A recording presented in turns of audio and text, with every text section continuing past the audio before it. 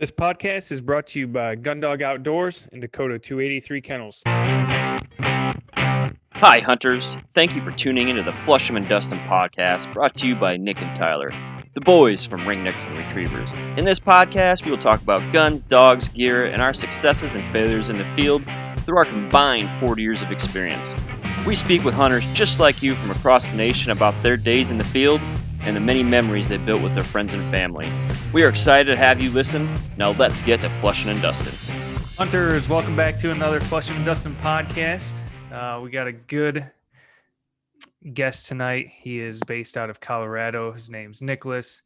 You can find him on Instagram under Hunt and Fisher, and Fisher is spelled Fischer. Is that correct? Yes, sir. It's all one word. He's running a golden retriever. I believe, is this your first bird dog? Yeah, absolutely. It's his first bird dog. So excited to have him on. He's going to talk about that, all the struggles that he's gone through, all the successes that he's had. So Nicholas, introduce yourself and we'll get going. Hey, excited to be here. Thanks for having me.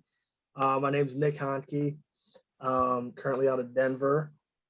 And I grew up in Minnesota, just honestly hunting at buddies' farms, and didn't really have to worry about public land or, trying to find good private. I just always had buddies who had land.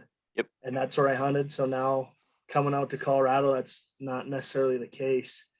A lot less water, and even public land is somewhat scarce. What got you into hunting when you were a kid? Or did you get into hunting when you were a kid? I didn't have the luxury of having a dad who hunted, actually. It was honestly just friends.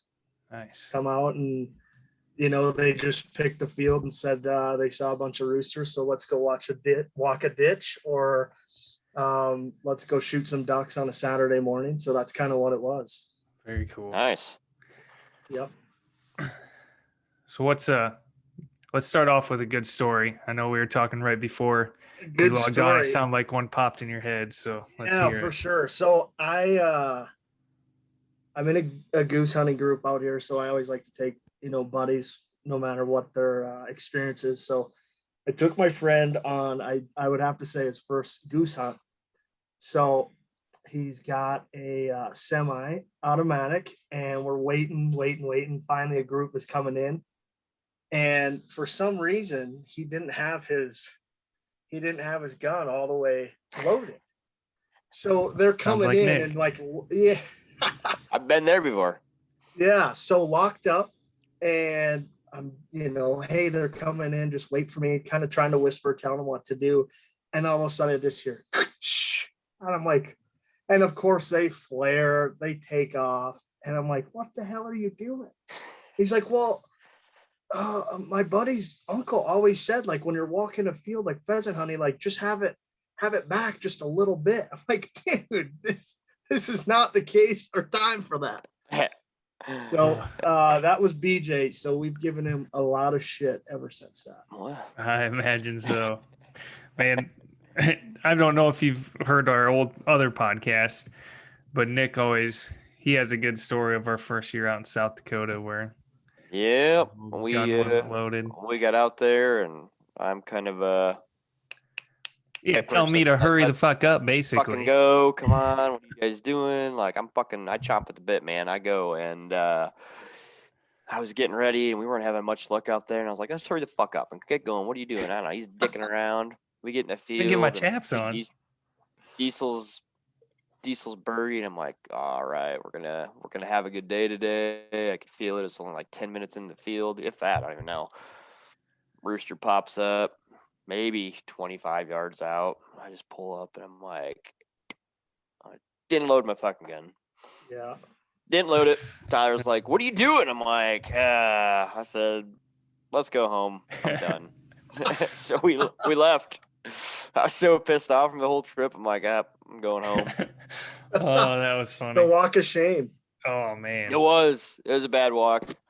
Yeah, that was probably my worst hunting mistake right there. It was, I'm glad it was just Tyler. I mean, everybody knows about it, but I'm glad it was just Tyler that actually witnessed it. So yeah, we laugh about that every time I think about it. Oh man, that shit cracks me up. You've told all your friends. Now you're telling the podcast world. Yep. Everybody in the podcast world knows. Yeah. You It's know, out there. It's in the everyone universe screws now. up. Yeah, for sure. Absolutely. So you got your first bird dog last year, is that correct? Yeah. Yep. What's his name? Let's see here. Fisher. Fisher. Yep. He's a golden retriever, and honestly, I wanted the black lab. I wanted the stereotypical, run straight lines, black lab that everybody has on their Instagram photos. Yeah. What changed your mind? You know what? Honestly, it was my wife. She goes, so I'm looking for my first dog. I really wanted to get one from SOK out in Mississippi. Oh, That was Barton my Ramsey. idea. Yeah. Yep. So that was my deal. That's what I wanted. And my wife's like, "You're not getting a hunting dog. Like, we're trying to have kids. Like, that's the last thing we need." We had an old golden. So she goes, "But I did hear that there are some golden retrievers that hunt." And my gut reaction was, shit, I'm gonna have that fluffy dog in the field that everybody makes fun of. And but I wanted a dog. So I started to look up what there was for breeders in Colorado.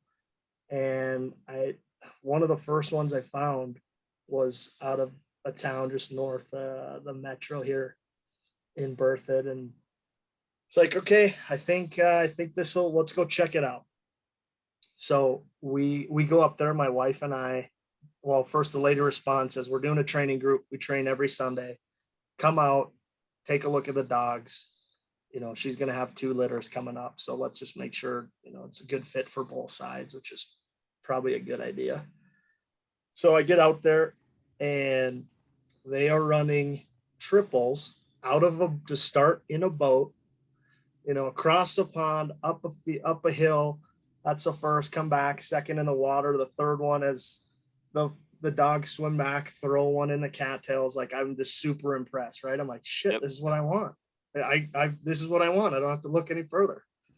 Awesome. And I was so pumped. And it's like, I would say one of my big tips is, like, if you get a dog, like, hopefully if you get it local, find or find someone that you can train with. Like, that's the biggest thing. Like, Yep. Especially for me, it was my first dog. I had no clue what I was doing, what I thought I should do. Probably wasn't even close to, as long as you can teach your pup not to shit where he eats, you're doing good, right? Yeah, there you go. So for sure, like, I found them. They had the litter, and picked them out, and that's it. How'd you pick them out? Was there anything that you were looking for? So I were was you looking for stressing. longer locks? I mean, yeah, the long feathers. Yeah, no.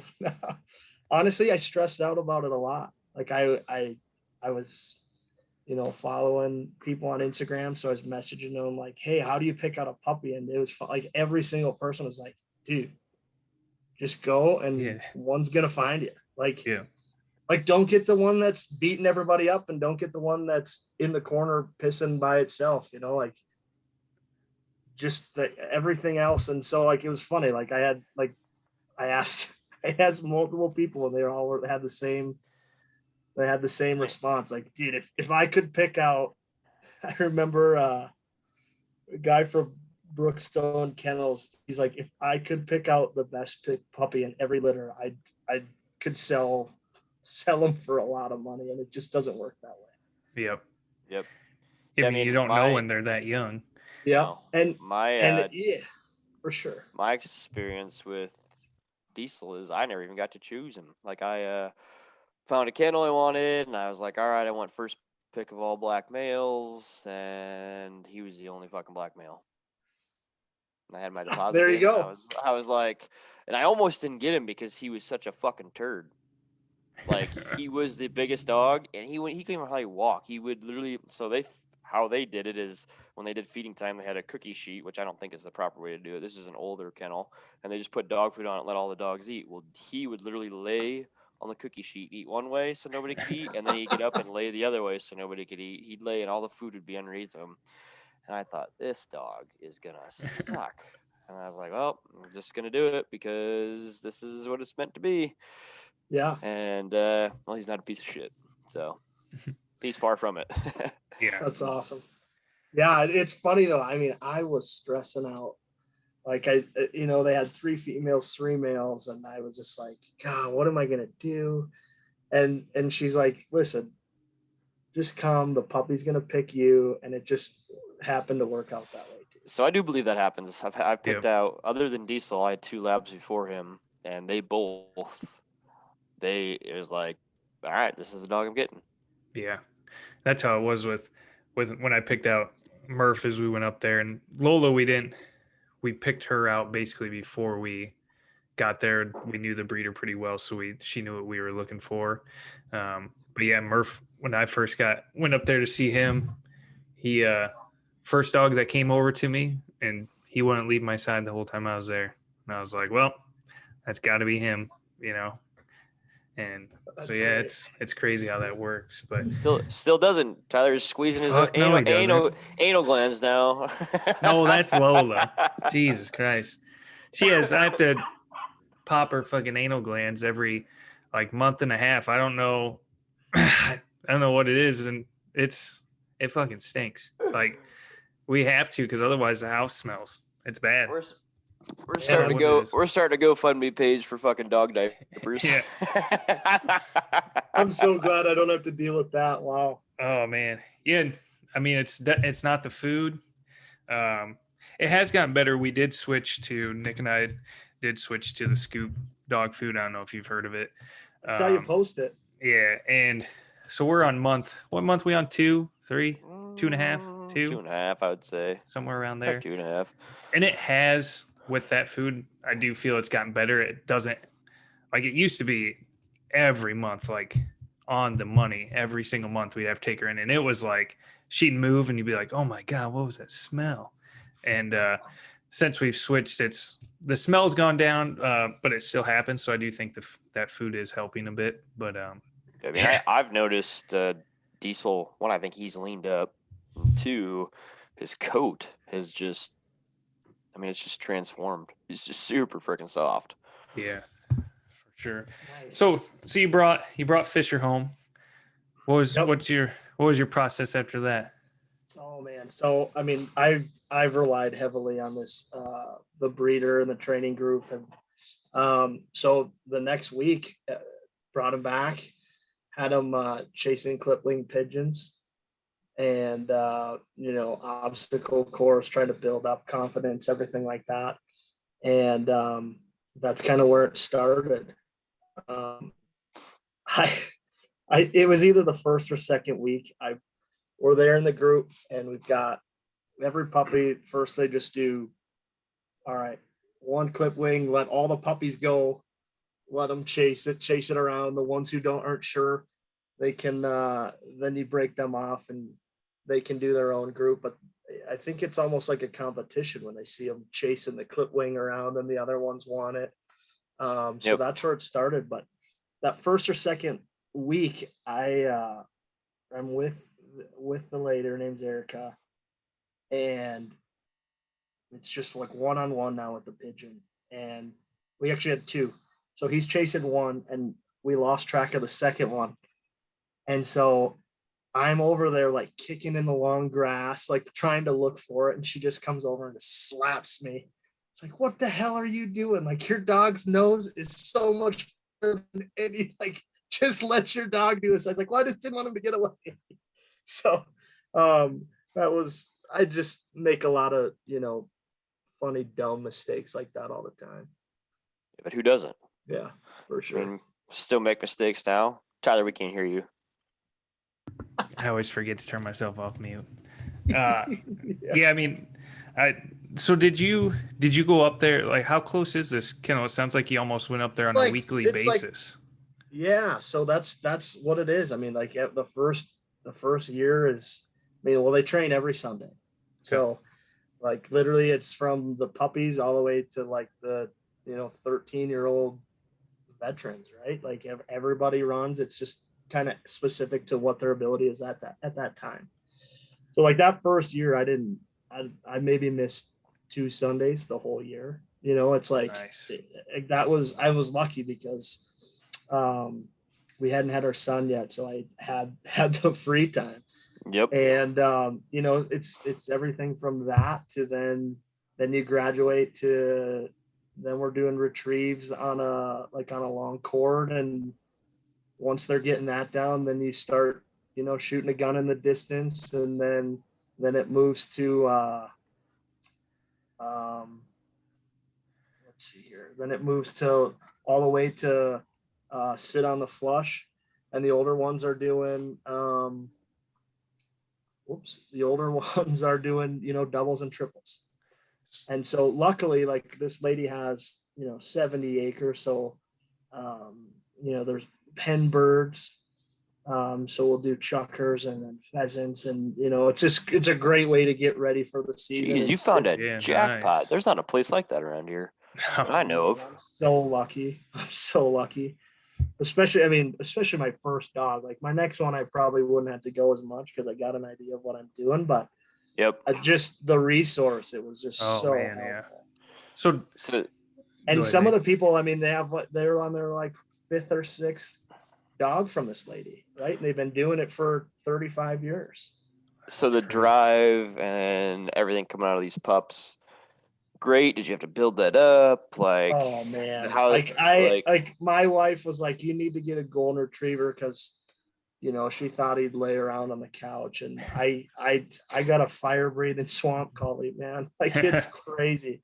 Like he's way too smart for me, and he's way too driven. Like always needs a job. Like you drop your keys, he picks them up. Like he's just. I'm super lucky that way, but for my first dog, it's been intense. Oh, I bet.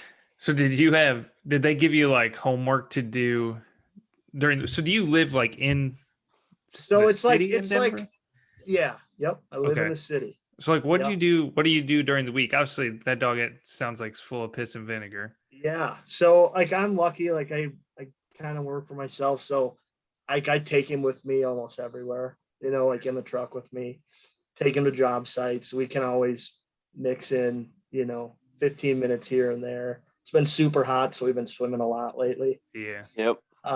Crazy. Yeah. So every week you kind of had homework to work on. Yeah, exactly. And she, she kind of has this plan, like at this stage, should be doing this. The biggest, like what I found was really interesting was the first, let's call it 2 months. He's a puppy. He's out like roaming your house if you have him out. Like she's like, don't have anything on the ground, because if he picks it up and you have to discipline him, it's going to cause a negative reaction, and it's going to turn to, say, the field. Like while we're working on these retrieves and he gets it, he's not going to want you to have it, or he's going to think you're going to take it away from him. So that discipline to me was very interesting, but I found it so helpful. That makes sense to me, because I had Diesel trained, but he has not one chew toy in the house. Never has. Yeah. Not one. And everybody's always like, you're a jackass. Don't even give your dog anything to chew on. I'm like, yeah, but I'm like, my shoes are never chewed up. Yep. Nothing's ever chewed up. He's soft mouth on birds. Like he's so soft that Tyler's dogs go up and take the fucking bird out, and I'm always like, Diesel, just get a little mean and bring it back to me. For yourself. Yeah, come on, man. You're bigger than they are. He won't do it. Yeah, that's one thing that training group that I use. That's one of the big things, is not to have any toys at all. Don't let your dog have any toys. They do say a little bit, when they're teething, like when they're trying to get their teeth out, to let them try to get something to chew on. Otherwise they'll probably, chew shit up in your house. But I don't know if the best thing, like, do you let them do that in the kennel? Like, what do you? Yeah, they recommend, keeping them like in their, ooh, yeah. Man, we're buds. I mean, I love fucking Coors. You're drinking Coors. It's right down the street. Hey, you want to come out to Iowa? Come out to Iowa. Jesus. Yeah. Actually, I'll you come know to what, you. though? You got the Coors down there. I'll come out to you. You know what I'm so jealous of? You guys got Mick Goldens. Oh, that we do. Mick Golden Lights. Yep. I miss that beer. We got the corn bush lights now. They have like Yep. corn cans. You know what's Doesn't funny? taste any different, but They don't have the corn boxes out here. It's they gotta just don't. be Midwest. No, Yeah, shit. Gotta come to Iowa for that, I guess. I'd love to come to Iowa. Hey, It's actually not as bad as everybody says it is. yeah, it's not. It's not as flat. bad. It's not Everything, flat. oh, Iowa. It's fucking pretty nice out here. It is. God's Maybe country, not right? as Yeah. maybe not as nice as Colorado because everybody in Iowa seems to move out there, but it's all right. No, quit moving out here. Yeah. There's too many people now. Oh, that's funny. But So the puppy thing, like, you know what I found interesting was the people who would, so, you know, it starts out with everybody brings the litter, right? So it's like there's 6 puppies all the same age, and then, you know, slowly people drop off or they're happy where they're at. But the ones with kids, those dogs were the most maybe more aggressive, like lockjawed, like on the you know, the pigeons that we Because started kids with. can want to see play. that. Yeah. Kids want to play tug of war with kids. Tug of war, or there's I think there's Tug so of war much is more, terrible for hunting dog. there's so much terrible. more crap on the floor, so Yeah. there's a lot more opportunity to be like, no, like don't, like you're not supposed to have that. Yep. And I don't know, it's just I don't know if it's a coincidence, but I think it's a valid point. She's like, Super if you valid don't point. want him to have something, it shouldn't be on the ground, and if it does have something, don't make it a big deal, like just Yeah. you know, like I think hey, like that's one of okay, the like good retrieve, Tom, and then you know you're gonna get it, but don't make it a big deal. yeah. Yep. And they say like I've read where they have something in their mouth and then you give them something that they can have in return. Like, hey, thanks for giving me that. Here's a, if you have treats around or something, give them a treat for a return. Or if you have like that deer antler that they can chew on or something, give them that for a return. Or that way it's like a positive moment instead of like you said, where you're like, give me that damn toy, Yeah. and then you scare them and they become aggressive or maybe fragile. Yeah. And, timid. like try to hold on, and then you go out to the field, they might, who knows what they'll do. But, so I think it would be kind of interesting. And I really want to touch on this for our listeners with being in the upland community. Yeah. And not many retrievers, mine don't, Nick's doesn't, or they're not steady to flush. They don't, now they're working on steady, for duck hunting and stuff like that, which is different. But I think it'd be really good to touch on, because I think the way you explained it before the podcast, I think this could go for all types of dogs. Yeah. But it'd be interesting, don't touch on it, go into depth on how could you train them for steady to flush? Yeah. So, I mean, again, I'm a rookie, I'm novice. This comes from the lady I train with. She's been doing it for, 35 years. But what we started out with was a small dog truck, like little collar. And so hold it up. This will be on YouTube. Okay, there you go. So yeah, just a little collar, and you put it on their waist actually, so it's a little bit longer, and you just start out with, your little. Actually, we start out with pigeons, so we're out getting pigeons, and when it would go in the air, when he'd flush them, you give a little stimulus, and his natural reaction is to go away from the stimulus, so on his butt, so it drove him down. And then that's how we started, and started out with little birds, then we went chuckers, and then we went to pheasants. And it's probably like a 4-week deal. Like it was, a lot of sessions, and the whole first year, he wore it while we hunted. And this next year, he'll probably wear it the first month. And it doesn't really bother me. You got to have 2 controls, which is which is very interesting. Gotta be tough, yeah. But it's birds in the air, stimulus. He sits until you release his name. So what I love about it is I don't ever have to worry about him, in theory, chasing a bird or Yep. like a really low one and having someone shoot, or I don't have to worry about that, which is Yeah, it is so nice. attractive to the whole process. But it really is. It's just starting with a little collar, and however you want to introduce a bird flying, and then it's hold down till they sit. So do you start off with giving them like, so when that bird flushes, do you start off with giving them like a sit command, or do you just instantly right when that bird flushes give them the It's nick? amazing. Like they literally, they just slam their butt to the ground. Really?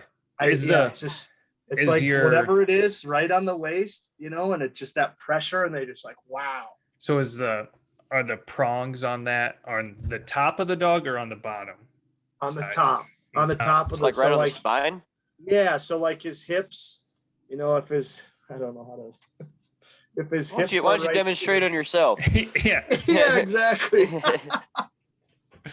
Shit, that's funny. I'll have to post a picture of where it sits, but his back hips are right here, and it's just right above his pelvis, like almost like straddles his spine. Okay. And it's not a high stimulus, but um it's to the point now, like I took him to the park and a duck flew over.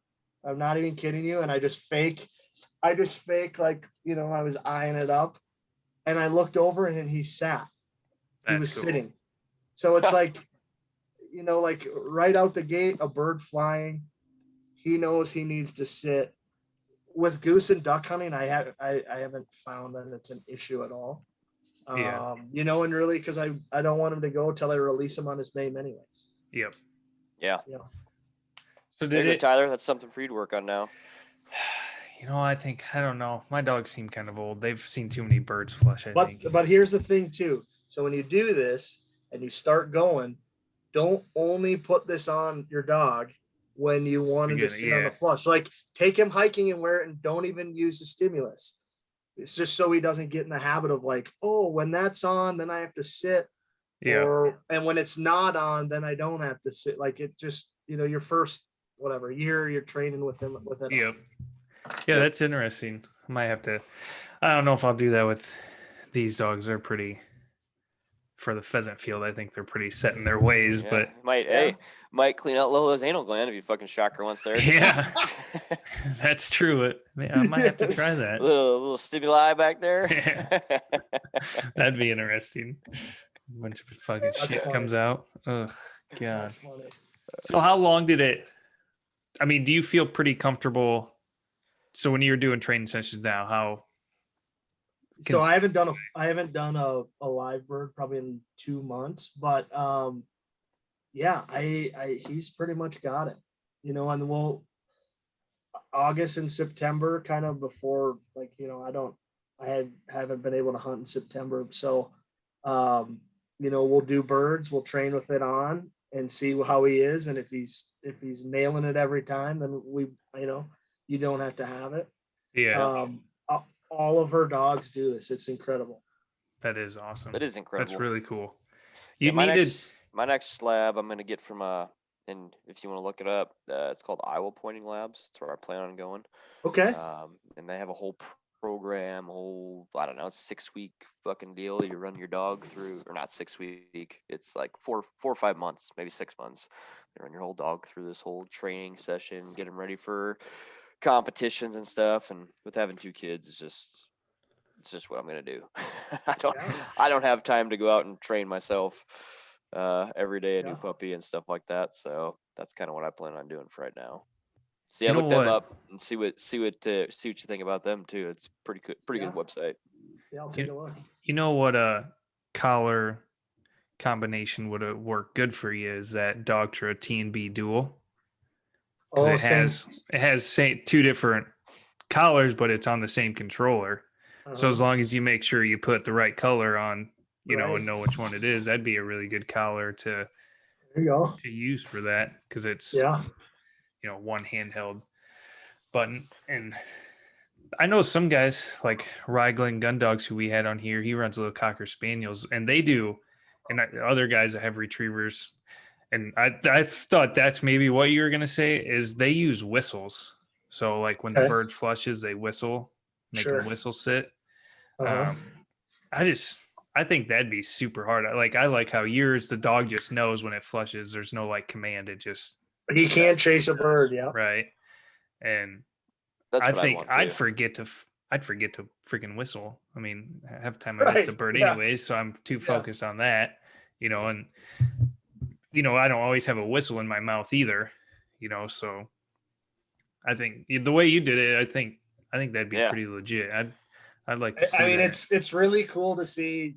We go hunting and we've got a 9-year-old, a 6-year-old, a 5-year-old, a 4, and say Fisher. Like it's crazy that they all do it. That is nuts. That is crazy. Man. So you're happy with the decision then to go with Golden? Oh man, I feel super lucky. He's just so smart and so driven, and I think the support, like the training group, probably has a shit ton to do with it. But Yeah. I mean, I would not hesitate putting him up or going hunting with anybody and being like, I got a golden. I wouldn't think that anymore. Yeah. That's how it should be. Yep. So do you? You should want your dog to compete. Damn it! Yeah. I'm gonna fucking Yeah, kick my your dog's ass. I don't going- care what you're running. My dog's going first. Yeah. Yeah. So do you run them? Speaking of competition, do you run them in trials or plan on running them in So trials? I dabbled. I mean, we did.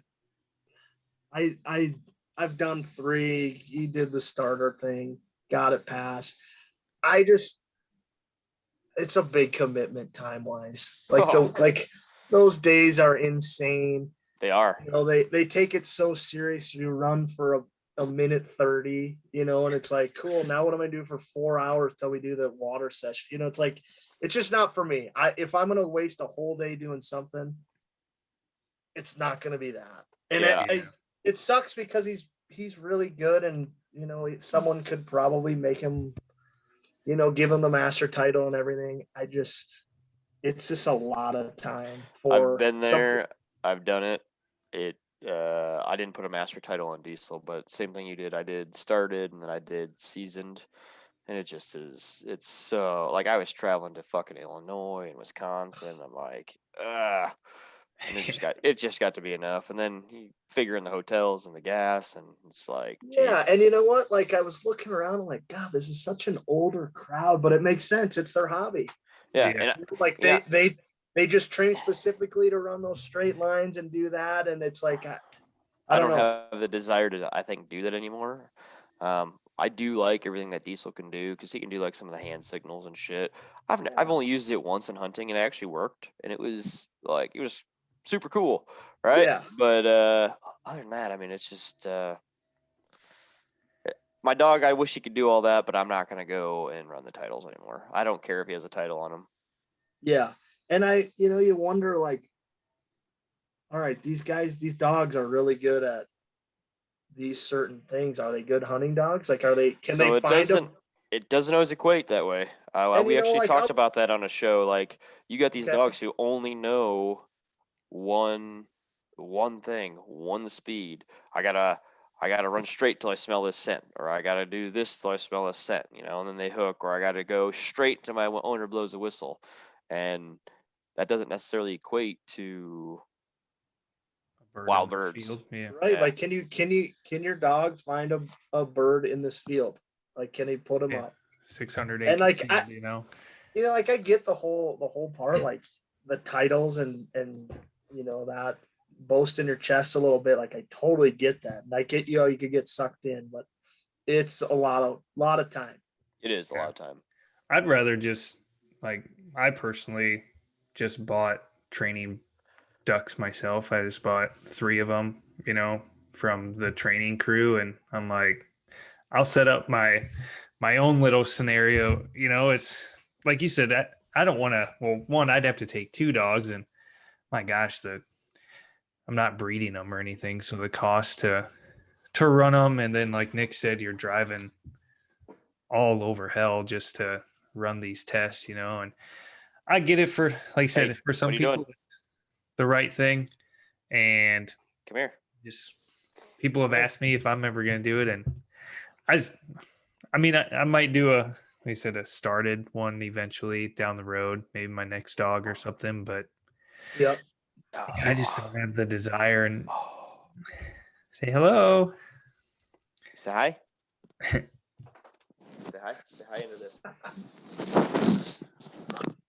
Say hi. Gotta get the little one. Say hi. Hello. Say hello. She's bashful now. That's funny. But so, obviously those were your first tests that you ran through. First test. Yep. What if I someone's trying to do it? What would you recommend them doing? like which Or how'd you get prepared for it? Like I didn't go ahead of time and watch anything. I think I watched a couple YouTube videos like to see the difficulty, and then I was like, okay, I can do this. And then I actually knew a couple people that were going to the event. Nice. And so they kind of walked me through it a little bit. So like if you're going to do HRC or AKC, I think there's training groups specifically. Yep, there are. For that event, like, there's probably 4 or 5 different ones in the state of Colorado. Yep, I did HRC. What'd you do? Yep, me too. Yeah. So like I actually, I paid the $50 and I went to 2 of their sessions, and I thought I was like we were in decent shape. So yeah, just kind of went ahead with that. Yeah, but there's a lot of groups, so just find one in your area, I guess. Yeah, I have one just south of me, and I think they train for HRC. I've gone to a few of their training days that they have. I've just never signed up. They had a test this year, I think last month, the first weekend, and it looked like they had a pretty good turnout. But it's their dog people, so you're gonna find like-minded people. And for me, like I pay, it's $50 a year, and you get access to 2 fields and a pond year round. So that's worth it for me. So we don't have that. No, I don't have any of that. I do have where the HRC club trains down here, and I was telling Tyler about this. And there's a stream and everything running through it, and it's for like actually launching dummies, because you're around Des Moines, so you got to be careful of shooting guns, where you shoot, and all that stuff. So you can use cat pistols and all that stuff out there. Yeah, so that's nice. It's pretty nice. Yeah, I haven't taken you out to it, I don't think. No, I go up to the city park, and I have a bird launcher, and I put 209 primer pistol and to make the bang, and I always make sure I have it set up in like the farthest corner, and make sure the wind's, because there's houses on like the one far side, so I'm like way over here, and I make sure the wind's not blowing that way, because I don't want them to be like, what the hell is he shooting? But I take it up there. And if you ever see a guy on YouTube running through the park with a fucking glove on his finger out running after his dog, it's Tyler. There's Tyler. Oh shit! Get over here. But so do you mainly hunt upland out in Colorado? What's the bird population like? Honestly, like for upland, like Northeast Colorado is decent. It's nothing like where we grew up. Right, probably just better off walking outside getting high off everybody else than you are finding birds, huh? Yeah, that's not hard to do. So I like Eastern Colorado a little bit, but mostly like upland. I go Nebraska, and then we take a South Dakota trip every year. Nice. What time do you go to? Yeah, that's what I was gonna say. What part of South Dakota? So north of Pierre. Okay. So we're going to be going about that same spot. Last year we were by just west of Watertown. Yeah, west of Watertown, Waubay. I think we're west of that. Yes, and we just so it's just we just go north of there. And are you staying in an Airbnb? Yeah, it's like a trailer. So those are always fun. There's a supper club. I mean, it's everything you could dream of. A supper club, huh? Where are we staying at? Oh, But close, I we're mean, close to the public Chamberlain, I land, think, this time. the public land is so great. It's just the bird numbers are great. It's easy access. It's not crowded. And I've been lucky to do it with a friend of mine. What time of year to go? His family. We always go the second weekend. Okay. Okay. So we go closer to December, right after Thanksgiving. We'll leave that Okay. Saturday. We'll leave that Saturday and then Less do a trip out. crops. Less crops. So the first few times we went out there, God, we'd run into just birds galore going in the fields, and it was like, son of a bitch. And you'd even start by walking kind of in the corn a little bit when you're starting to hunt, hopefully to get them pushed out in the field. And I don't know, we just didn't seem to have any. Well, it was only 2 guys. I don't know how many guys you hunt with. Just you 2 as well? No. So we've got a decent crew. We split up in 2 groups. Yeah, so if we would have had some blockers, then it would probably have worked, but we just couldn't get it figured out. And I was like, we just need to wait till the crops get out. Yeah. We had much better luck last year while doing that. Yeah, we did. Numbers were good last year for sure. For what we experienced. But so here's a funny story. It's funny now, but it wasn't funny at the time. So my first ever hunt with Fisher, going to South Dakota. Like it's gonna be Epic. Yep. So we get 6 dudes. We pile in a 12-passenger van, head out. It's always a riot, right? It's so much fun. We hit snow, so our travel's slower. So we're able to hunt like the last hour of the day, and we scared up some birds, but not that big of a deal. No shots fired. Okay, drive the rest of the way. That night, it dumps a foot of snow. Whoa. So I'm just amped because I'm like, it's my first hunting trip, my first hunting dog. This is going to be so good. I pack all my shit in the van the night before.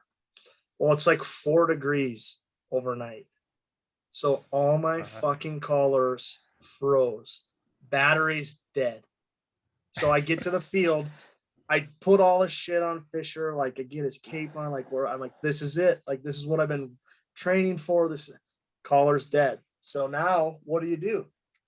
Do you run? Dude, I hunt. I'm hunting. Fuck it. 12 inches of snow. You gotta go. He's not going that far out. Neither are you. But I was like, it's my first dog. I'm like, what am I gonna do? Like, I'm like, could I lose him? Like, is a dog gonna get up? Is he gonna take off after it? I'll never find him, right? Like all these thoughts went through my head. So we walked one section. I had him on a 20-foot cord, and then after that, I just let him go. Nice. And we got his first one. Went back for lunch, and charged everything up, and we got 3 that afternoon. Nice. Yeah, you must have been up there because was it that second weekend where they just like that huge blizzard came through? Yep. Yeah. God, we had to be careful where we parked with the big van because we'd get it stuck. Was it all-wheel drive? Hopefully. No. It wasn't? Oh shit. Fuck. It was crazy. That had to be nuts. Yeah.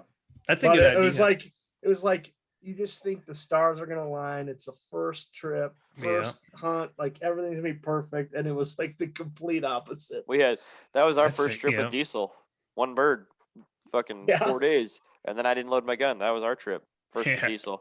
I was so pissed. I was like, South Dakota sucks. And where were we?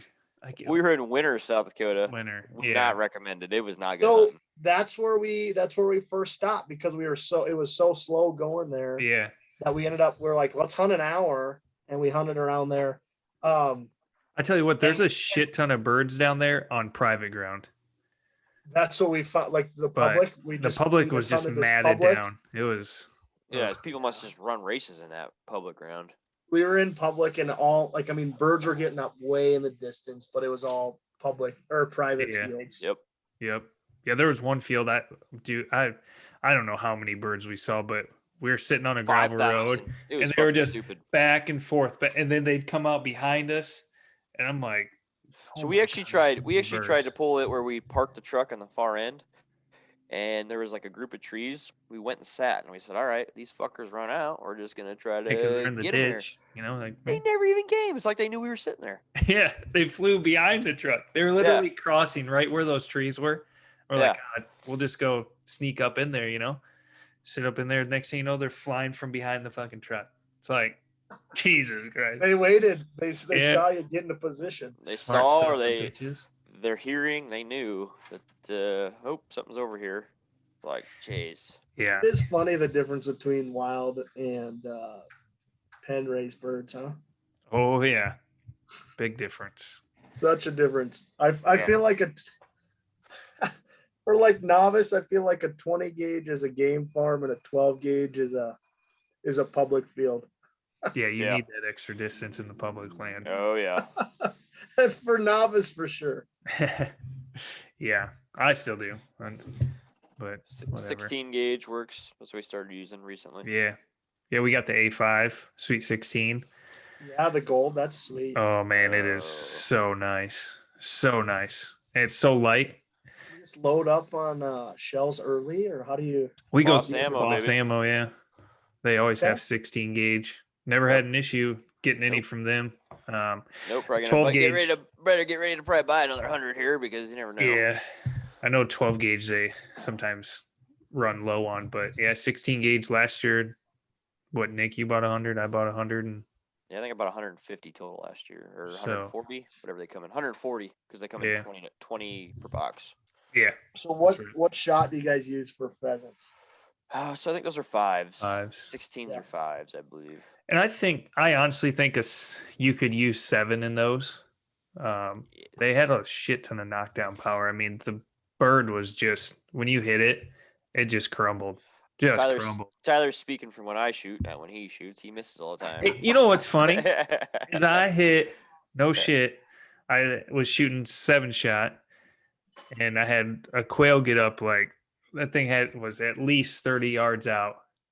One shot, dropped in. I'm like, how the hell can I hit one of those little bastards? And I cannot hit a damn pheasant. Hey, you know what they say? Aim small, miss small. That's what happens. Just one BB. Just needs one BB. Just pisses me off. I'll get like nice chip shots, and I fucking unload on him, and I can't get shit. He could have a fucking coyote trying to bite him. He would miss that. God, so when birds get up, you get all excited. Like, do you, or what? No, I think he's out there farting a fucking skillet. He doesn't know what the hell. He's just, oh, bird. I always say I blame it on watching the dogs, because watching them and then I forget that I gotta shoot. I don't know. Yeah. Sometimes it depends. There's days where I went out with my one buddy and I got 3 out of the 4 birds, you know, single shot on each of them. And then I'll go out. No proof. I wasn't with him. He says it's on video. Look at YouTube. Yeah, that's right. And then I'll go out the next time. I just need to shoot more in the off season is basically what it boils down to. But it's really hard to come by cheap 16 gauge ammo, you know? So, but I mean, I guess if you shoot any gun, you get used to it. Yep. So, yep. So I mean, for me, I just have a couple of things here that I've definitely learned over the, this year and a half that I've had them. Drink more beer. You can drink more beer for sure. You can always win that way. I found that like my mindset has to be like, I'm going all in on a training session. Like whenever I'm like, oh, I'll just throw in 15 minutes here. Like if I don't put all his collars on, if I'm not like something always seems to just go wrong. Yep. Or like I can't get him, like an immediate like correction. And even if it goes wrong, at least come up with a learning moment at that time. So like for me now, I just go, all right, even if I got 10 minutes, they're going to be 10 good minutes. And I'm going to put everything on him. I'm going to have everything, like know which direction I'm throwing. I'm going to, I find that I get such better results out of the good 10 minutes than half-assed 20 minutes. Yep.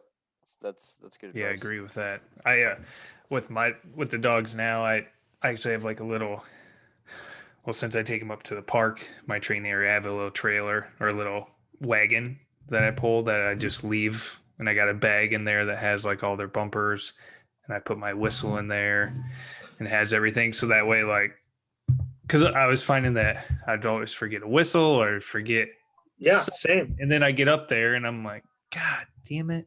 Now I can't do what I wanted to do, and that's usually when you need to do some sort of recall or something and you don't have, your whistle to do it.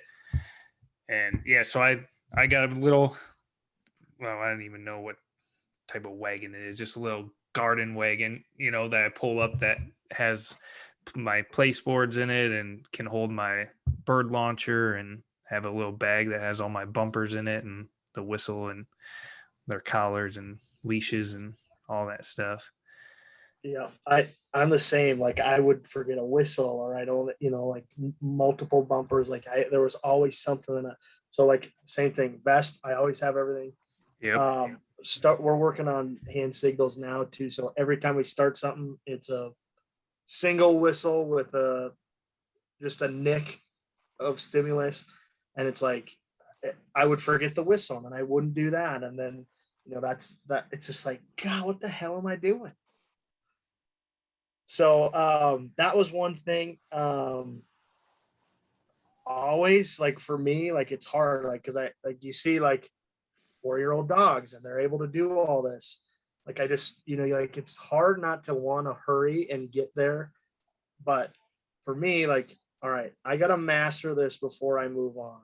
Yep. And it hasn't always been the most fun, but what's even less fun is going back and trying to work on that because you move to the next step, but you move there too fast. So like master something, and then if after that do the same thing, but make it a little more difficult, and then move on. Yep. For sure. That was a big thing for me, and I'm sure everybody, maybe everybody knows that, but for me, it's as a first time dog owner, it's something because that's there's so many steps that builds into, like, you're at hand signals now, right? And there's so many steps before that you have to master before you can start doing correct hand signals, Right. like you gotta be sitting, remote sits, or you gotta make sure they're running straight lines, and then you gotta make sure they're taking correct hand signals and blind retrieves, yeah, all that type of stuff. retrieving properly. I mean, there's so much Right. stuff that comes before it, that's And I think like it was just a mindset for me because I always just wanted to get to the next thing. Like, come on, like we can do this. I know he's smart enough. Like he'll be able to grasp this. It's like, all right, Yep. let's go back, like hammer this out, and then move on. Yeah. And I think one thing too is you just gotta, like, your patience has to be there. And that is probably, for me, that's like the hardest thing, because they'll do good one day and then the next day it's like they forgot everything. And I'm like, come on, and you're just like, your patience grows thin. But I think that's, for me, that was one of my biggest learning things with running my dogs, is to remain patient with them, and just trust the process and So continue like working it.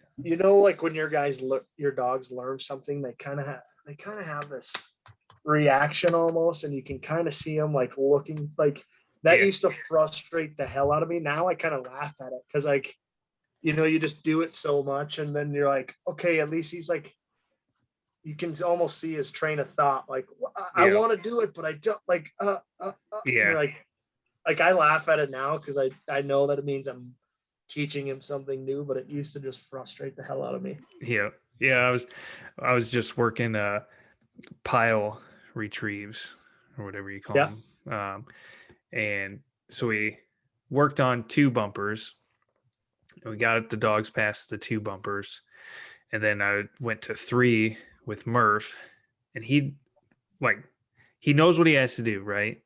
But he always does this thing when you throw like another element into it. He would, like, he went out to the pile, picked one up, looked at me, and then he set it down. Then he looked at me, and I'm like, you better not pick up a different one. Yeah, shopping. And I was like, ah. And then he picks it up, looks at me, and I'm like, oh my God, dog, just come back to me. Just bring the fucking bumper back. And then he did. But I'm like, I could have lost my patience right there and, did a wrong correction at the wrong time, and like I said, he knew what he had to do. He's just a stubborn son of a bitch sometimes. It's driving me nuts.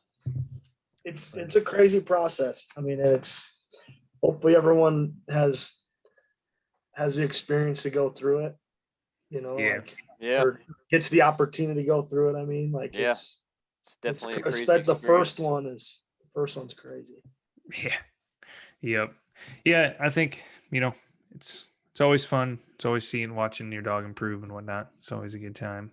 Yeah. And then you get to take them out to the field and really put it to the test, and hopefully it works. For sure.